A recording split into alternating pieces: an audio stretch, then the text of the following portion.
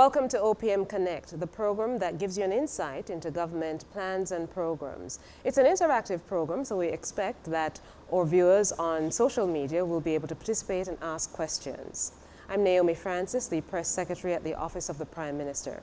Today we speak education matters. We're pleased to be joined by the Permanent Secretary Acting in the Ministry of Education, Youth and Information, Dr. Grace McLean. Mrs. Winnie Berry, the Chief Education Officer acting at the Ministry of Education, Youth and Information, and Dr. Cassandra Troop, the Regional Director for Region 1 in the Ministry of Education, Youth and Information. And so I think this is almost a dream team of education, so to speak, a wealth of knowledge, experience, and information that you have to share with us. So let me start off, Dr. McLean, at the start of the new academic year. Tell us how that went. The team at the ministry has worked exceptionally hard to address the critical matters so as to ensure that we can be off to a smooth start. And indication so far is that we have been off to quite a smooth start. We are aware of some issues in Clarendon and St. Catherine where we understand that there were industrial action by one major taxi association, and so some parents experienced some difficulty in actually getting the children to school. We, however, as some principals have indicated, they would have exercised some kind of concerns as it relates to the students, not concerns, some kind of leniency as to the students coming to school on time and would ensure that they are not penalized. We continue the process during the course of this week. Many of our schools have started a phased approach to the full opening, and so the true test of the system is not going to be until next week. We, however, we are monitoring very closely what is going on. Our regional directors in our 6 educational regions are monitoring closely, and as the little needs arises, we will ensure that, we will ensure that those needs are sorted out. We are also aware that within the last 2 weeks, we have heard of other teachers who have handed in their resignations. We had put a system in place for the teacher migration matter that we are currently experiencing. Before I get to Mrs. Berry and Dr. Troop, then, if you could explain a little bit more about that teacher recruitment issue. What is the ministry putting in place to ensure that there isn't any gap? So the ministry, having done its survey across the region, we decided to put some direct strategies in place to address this.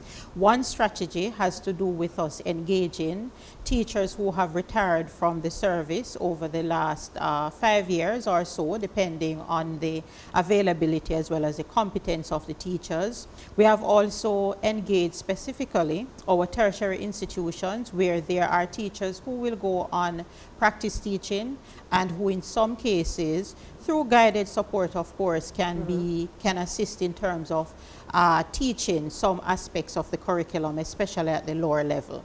We are currently fine-tuning our flipped classroom initiative, which is to have some lessons being done at a central location where there are some schools that do have the technology that will benefit from these lessons. In those cases, however, we will have the practice teachers who will guide those who are actually in the remote location so that some support can be provided.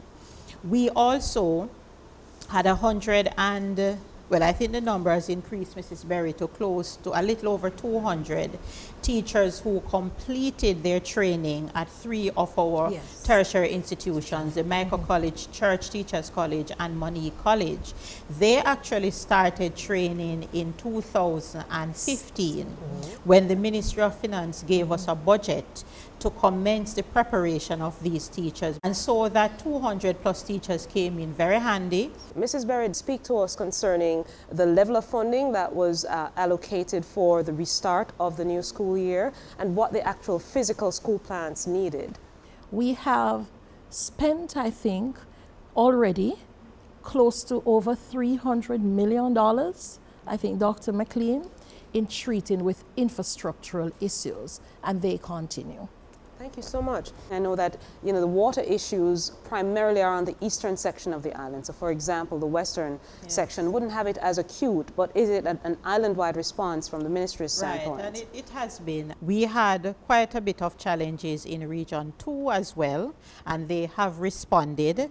There were 3 schools because of the terrain in Portland. Of course, the trucks were not able to get to these schools, but they work out alternative where barrels were actually filled, and this is really how those schools have always operated, so that school could actually begin. We did not have significant challenges in Region 6 relating to water. The few that we had, they were able to address. We also engaged the mayor of Montego Bay, who is responsible for the rural water irrigation and there's another name, system. Yes. And he has been really very responsive in catering to all the needs on the western side of the island. Mrs. Berry, if you could, give us really some of the achievements in early childhood and primary education at the start. Thank you, Naomi. We are seeking to address learning from the womb.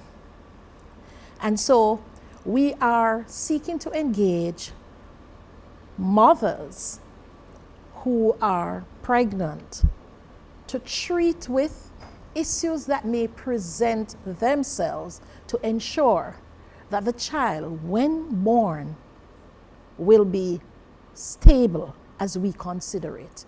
We also have engaged what we have termed the Brain Builders Program, which ensure that nurseries are formally engaged within our education system, and they are fitted with the requisite care in terms of caregivers and so on, and materials to support stimulation.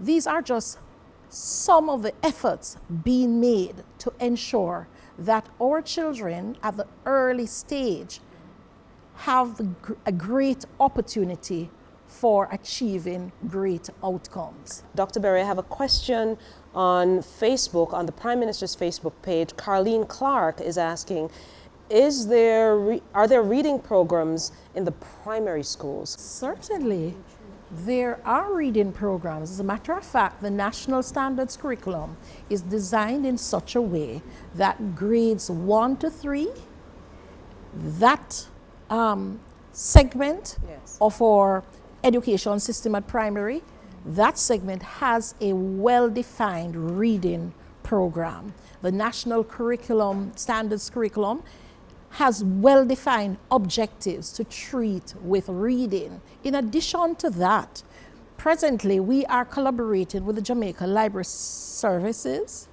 and you would know that annually they have a reading program. We are engaging all our children, all our students at grade 3 to be part of that program. Of course, we will have the best submissions to be part of the community and parish levels. So that's another program. We would have done our grade 3 diagnostic test. Yes. And at that level, we'd be able to pick up well-defined weaknesses that we're able to treat with early. Literacy being among the common complaints. And so interventions have been designed to treat with these reading needs. I wanted to get a better understanding of the concept of twinning schools. And Dr. Troop, I know that you are front and center of that project. The Ministry of Education is extremely proud as it relates to cutting-edge innovations to ensure that we have model schools and we tap in the excellence of our children. The Twinning Schools program is really designed to enable that. It's really pulling on the agency of our leaders, our teachers, our parents, our past students, our students.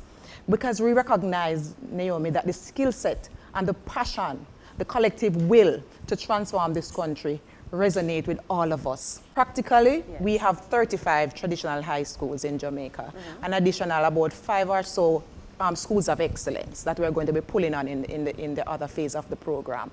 We are going to pull these traditional high schools and pair them with upgraded high schools that are somewhat struggling in terms of performance. We are concerned about the performance of our children, and as a ministry, we have the responsibility to respond to that underperformance. Wow, thank you so much, Dr. McLean, Mrs. Berry, Dr. Troop. You're doing a fantastic job, and we thank you so much for your service to our children and to Jamaica at large. Thank you so much, and that's it for OPM Connect today. We'll be back next week with another program. I'm Naomi Francis.